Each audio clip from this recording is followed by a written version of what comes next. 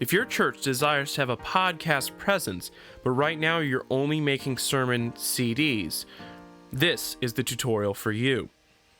In this tutorial, I want to show you how to take the files off of a sermon CD and post them to a podcast platform. Using GarageBand and macOS and Apple Music, you'll be able to take that sermon off of the CD and send it out to the world.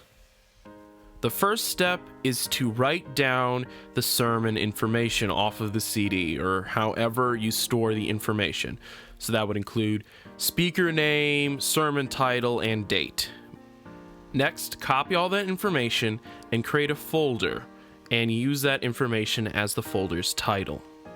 Then from there, access the audio files on the CD, copy them, and paste them into the folder we just created.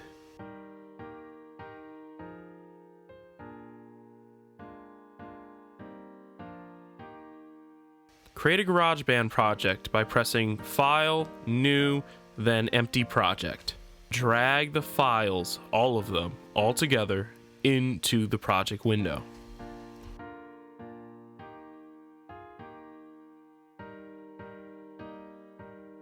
GarageBand adds all these files in separate tracks, but you want them in one track. So drag each file in sequential order into one track.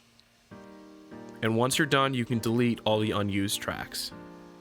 At this point, you might want to listen to the beginning and the end of the sermon and trim it to your liking. Before you export, you want to save and name the GarageBand project. Go under File and Save As, and it will open a window where you can choose the location of your project and the name. For the name, take the information we previously wrote down from the sermon CD and put it in the project name. This will help you keep track of the project and the export.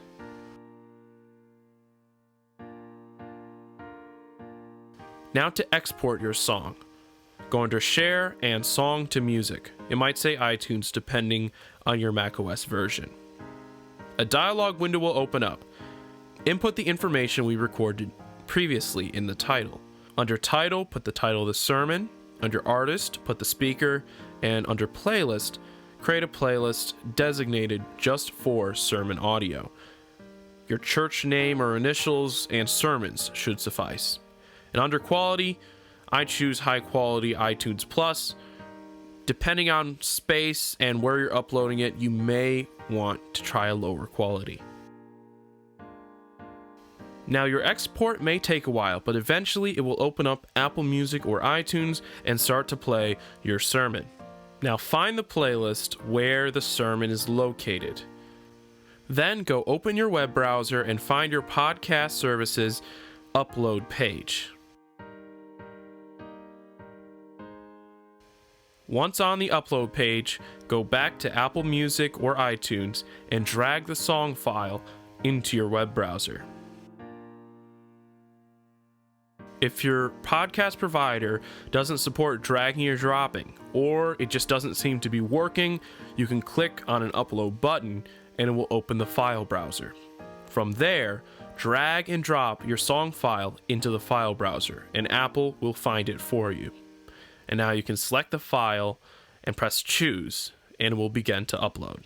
Thank you for watching. I'm Chase Carrington. I hope you profited from this tutorial, and this can help your church gain a podcast presence and reach more people.